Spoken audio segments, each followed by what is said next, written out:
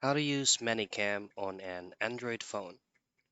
Now in this video, I'm going to be just showing you pretty much the common ones or the basic ones for you to get started and use Manycam using your Android device.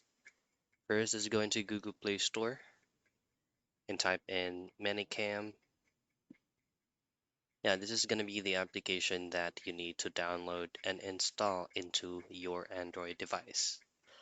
So what you want to have to do is, of course, download it, have it installed. If you already have this, make sure that you are using the latest application version by just hitting on update.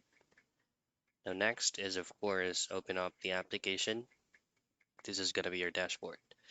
Now below that, you should be able to see um, two plus icons if you're using it as a beta or a free version. But if you're on a premium version, you should be able to see four plus icons right here.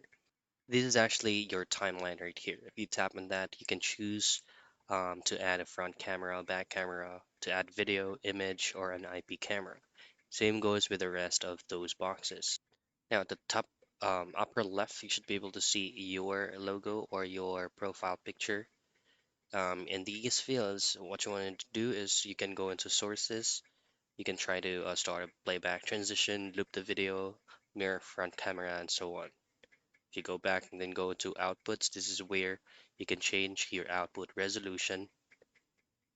Go back and then into transition, you can use any transition available from here. So you can see there are locks at the right. It means those transitions are for premium users. So that's pretty much it. That's how you use Manycam on an Android phone.